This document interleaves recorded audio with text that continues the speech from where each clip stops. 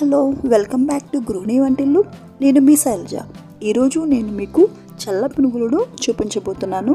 అంటే మైదా పిండితో కాకుండా సుజీ రవ్వ, బొంబాయి రవ్వ లేదా ఉప్మా రవ్వ అంటారు కదా. సో రవ్వతో కాకుండా పిండితో పర్ఫెక్ట్గా ఎలా చేసుకోవాలో నేను ఈ వీడియోలో చూపించబోతున్నాను.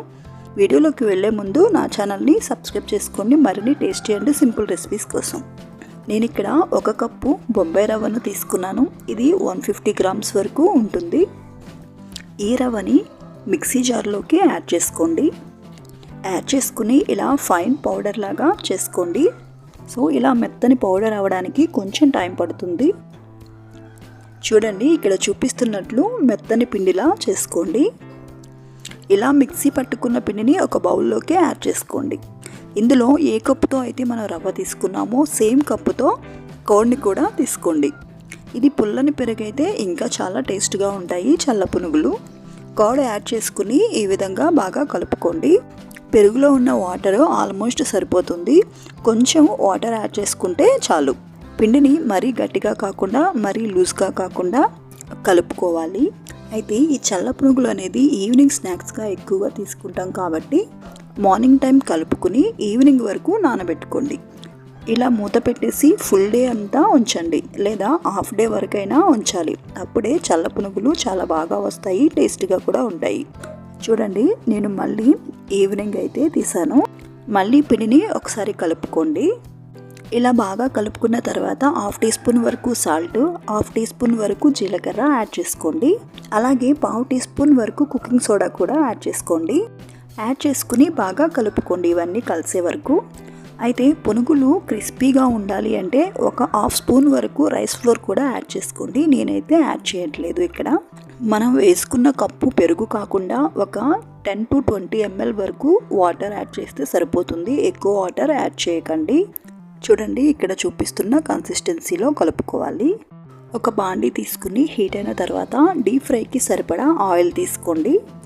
కొంచెం పిండి యాడ్ చేసి చూడండి, ఇలా పైకి తేలాలి. పిండి బాగా కాలితేనే పునుగులు బాగా వస్తాయి.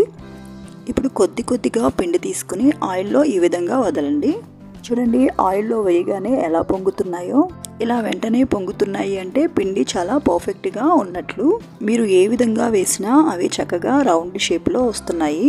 ఆయిల్ అనేది సరిపడా హీట్ అయితేనే ఈ విధంగా పొంగుతాయి. మీడియం ఫ్లేమ్లో పెట్టుకుని ఫ్రై చేసుకోవాలి.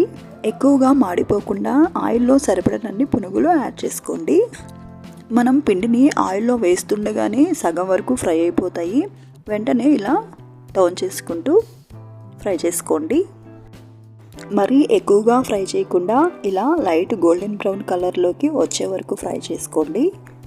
చూడండి, ఎంత చక్కగా ఫ్రై అయిపోయాయో, పర్ఫెక్ట్గా కూడా వచ్చాయి పునుగులు. ఇప్పుడు వీటిని తీసేసుకుని ఒక ప్లేట్లోకి యాడ్ చేసుకోండి. అలాగే మిగిలిన పునుగులను కూడా ఈ విధంగానే వేసుకోవాలి. మీకు మళ్ళీ ఇంకో బ్యాచ్ని కూడా చూపిస్తున్నాను.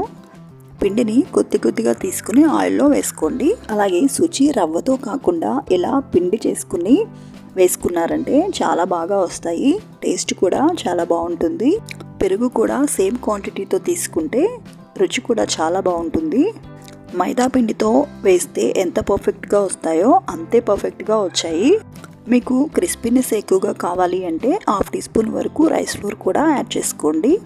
అప్పుడు వేడి తగ్గిన తర్వాత కూడా క్రిస్పీగా ఉంటాయి. కానీ వేడిగా చట్నీతో తిన్నారంటే చాలా బాగుంటాయి ఈ పునుగులు. చూడండి, లైట్ గోల్డెన్ బ్రౌన్ కలర్లో చక్కగా ఫ్రై అయిపోయాయి. ఇవి కూడా తీసుకుని ఒక ప్లేట్లోకి యాడ్ చేసేసుకోండి.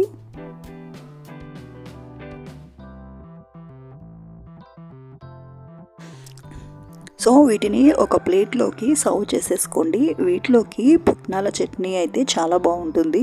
సో ఏ చట్నీ అయినా చాలా టేస్ట్గా ఉంటుంది వేడిగా తిన్నారంటే. సో లేట్ లేకుండా మీరు కూడా ట్రై చేయండి. ఈ వీడియో నచ్చితే లైక్ చేయండి, మీ ఫ్రెండ్స్కి రిలేటివ్స్కి షేర్ చేయండి. మరిన్ని వీడియోస్ కోసం గృహిణి వంటిల్లు ఛానల్ని సబ్స్క్రైబ్ చేసుకోండి. Thank you for watching.